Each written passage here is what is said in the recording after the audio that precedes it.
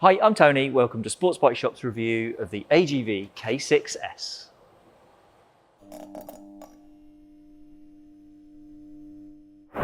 There aren't so many helmets like this one around anymore. The AGV K6-S is a lightweight, sporty helmet that doesn't have an internal sun visor. It's the sporty AGV of choice if you can't stretch to £1,000 or so for a very race-orientated Pista GPRR. It's a revised version of the K6 that came out a couple of years before this one. The main changes are a more pronounced spoiler at the back and changes to the size range as well, which I'll cover later on. The shell for this helmet is made from a mixture of carbon and aramid fibres, and it is very light. This size medium K6S weighs in on our scales at 1256 grams, which makes this the lightest helmet we've reviewed so far to meet ECE 2206. So if lightweight is your thing, here's where you should be looking.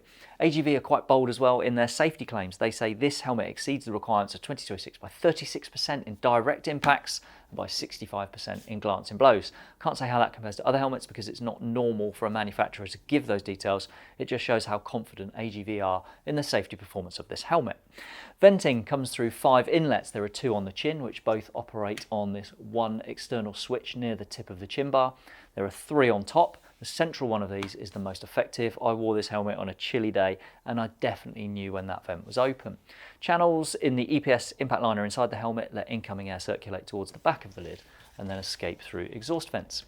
The visor is brilliant. It mounts simply, you pull the switch down and then it releases from the helmet. It takes seconds to remove and refit. The only downside to that is the cost of a replacement. You're looking at £80 because the attachment mechanism is on the visor itself and that bumps the price up. Or I guess you could see this as an incentive to make sure you look after the original visor.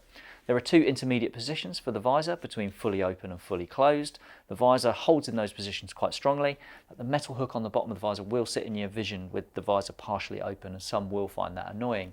There's a cracked position that gives around 10mm of space between visor lip and seal, which I found to be good for bringing in some airflow. You can lock the visor in that cracked position as well. The metal hook secures into the lock, and that means the visor can't lift any further than this unless you depress that button to release it. Once it's in that position, a firm extra push locks the visor completely shut, and again, it releases with that button just there.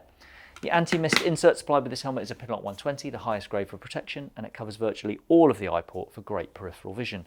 That's another of AGV's big claims for this lid, the very wide and deep amount of vision. They call it ultra vision, and I can't argue really, as I found this to be excellent in that regard. Another bonus, if you need to adjust the tension on the Pinlock, external screws make it easy to rotate the pins and create more or less space between the pins. There's no sun visor on this helmet. That's no bother if you don't mind buying a tinted visor and you're happy to take the legal risk. Strictly speaking, heavily tinted visors aren't legal on the road, but it is rare for riders to get in trouble with that as long as they're sensible about when they use them. You could also wear sunglasses, I guess. The lining has been trimmed out at the top to make the K6S suit spectacle arms, and I can fit my normal spectacles in there with no trouble at all. Okay, let's look inside. The comfort liner, it's fully removable and it's made up of 2 parts, cheek pads that are connected by the neck roll and then a skull pad. The skull pad secures in place with 4 snap closures. The 2 female snaps at the forehead are recessed into the EPS, and I didn't feel any pressure on my head from them personally, even though the fit was very, very snug. When you're trying this helmet on though, it's worth seeing if you can feel any pressure in those areas. If you can, that may get a bit more annoying over a long period of use. There are 2 different fabrics covering the lining. There's a brush fabric around the head and at the front of the cheek pads, which is called Shalimar, and then a smoother material called Ripmo for the rest of the cheeks. That brushed material is grippy, which helps it stay steady on your head, and then the smoother material makes it more comfortable when you're putting the helmet on and when you're taking it off again. The fastening strap does up with D-rings, like most sports lids, and there's also a chin curtain that's supplied in the box. Fitting that will cut down on air and noise inside the lid. Behind the lining, there are recesses for intercom speakers. They're a good size, and the 40mm speakers from a Cardo unit will fit nicely in there.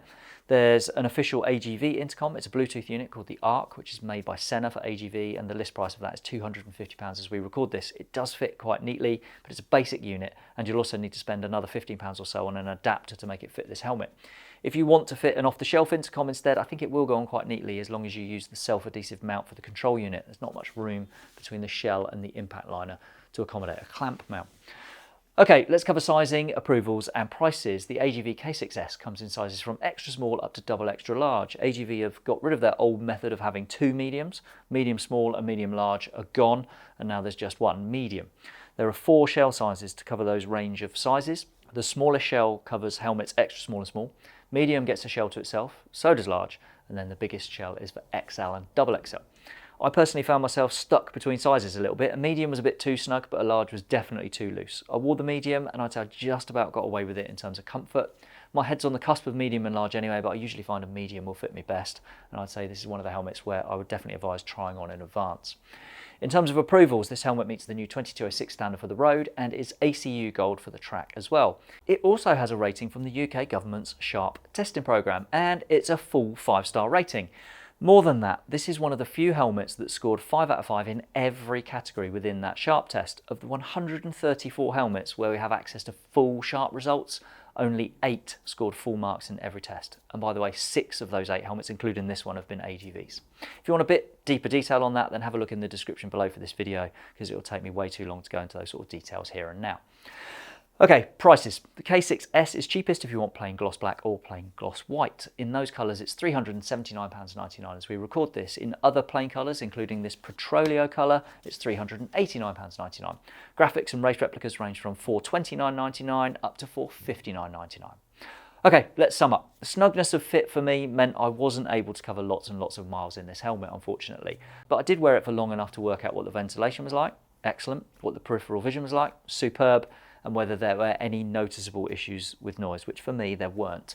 The K6-S is noticeably lighter than other helmets. The weight figure itself, I guess, backs that up, but it also just feels superbly balanced. And that proven safety performance for me is another big benefit.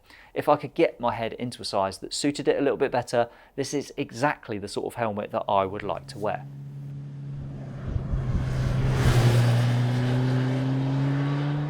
I hope that tells you everything you wanted to know about the AGV K6-S, but if there is anything you'd like to ask or to add, then please pop a comment below.